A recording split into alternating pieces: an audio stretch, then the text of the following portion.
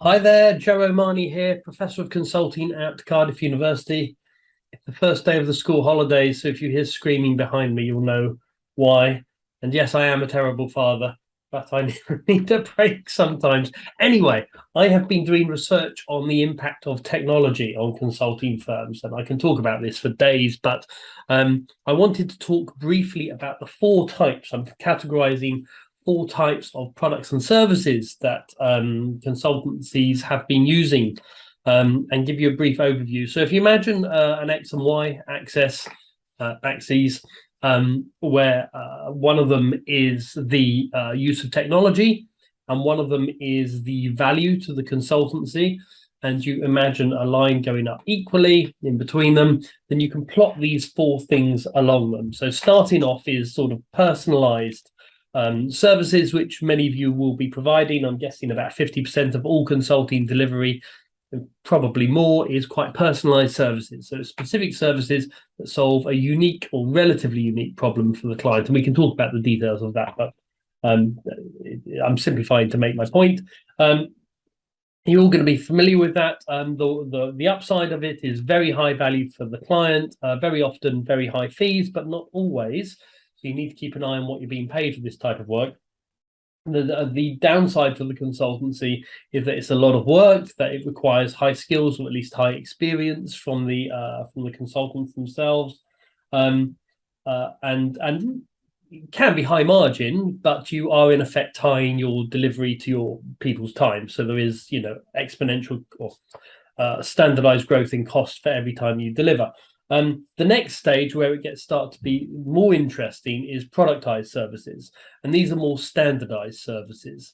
And the wonderful thing about standardized services is that for the consultancy, it tends to be lower cost delivery, because you don't need very experienced or very bright people to deliver standardized services. You can get, relatively bright, reasonably experienced graduate on and train them up. The other good thing is that it's very often fixed price, and clients prefer fixed pricing over any other form of pricing. Or it can be fixed price. The benefit of having fixed price with these types of services is that any improvement in the operational costs increases the profit that you get. For the client as well, they tend to know what they're getting. Obviously, the implementation of standardized processes doesn't guarantee a result. But in terms of the method, fairly standardized method, and they know what they're buying. So there's benefits to that. The next stage is products. And the difference between products and services, as I see them, is that services are more ambiguous, intangible, and the outcome is intangible. The value is intangible. Whereas with a product, it tends to be software or something like that. It's more standardized, it's more tangible, and the value is what you're getting. So, Microsoft Word would be a good example of a product. You know what you're getting, and the value is tangible, and it's not emergent. With services, value is emergent. So it's usually the interaction of different people and different teams and different organizations. So even with standardized, even with productized services, which we talked about a second ago, you're getting more of an emergent outcome. There's no guarantees there about what the value is going to be, because it's dependent on leadership, change management, and all the things that we know very well. And there's lots of benefits now, because if you're offering products, if you're offering off the shelf products, which could be software, but it could be a standard research report, it could be a conference, a standardized conference, it could be intellectual property of any description. But of course, the wonderful thing here is that you tend to be breaking the link between the number of people that you're putting into an organization and the payment that you're getting.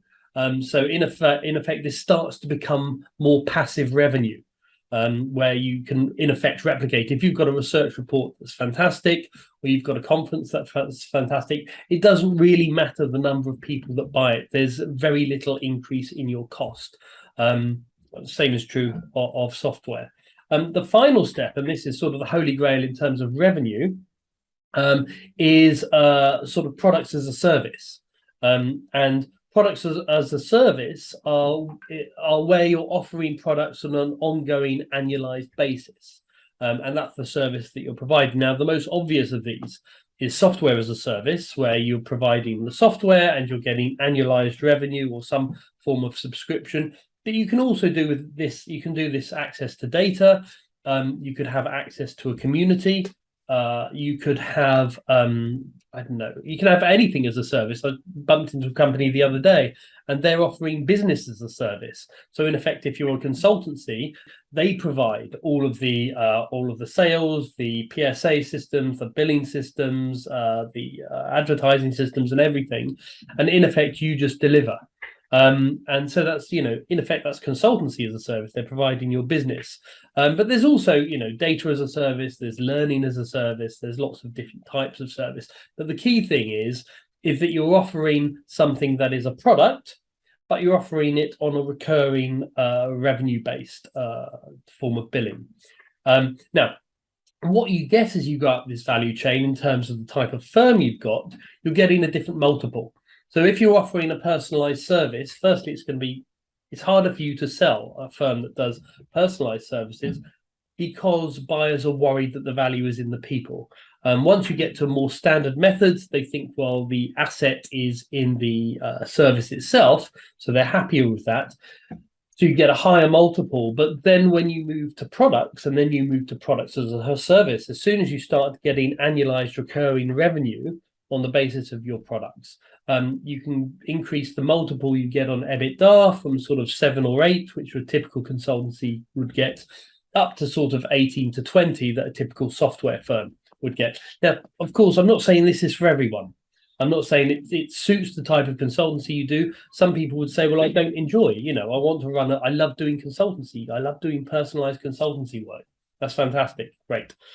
I'm not interested in this video as to whether it's suitable for your specific firm or whether it's something you would enjoy. But I am showing you that there's much more value associated with these. So I've talked about four steps: personalized services, which a lot of consultancies do, standardized or productized services, products, and then products as a service. So there are 4 things, and as you move up there, it tends to be more value to the consultancy, but also greater use of technology. Again, quite a simplification. I can talk about this in more detail. If you're interested, give me a shout, or visit joeomani.com, where you can find a lot of my other materials. Okay, back to the kids. Take care. Bye-bye.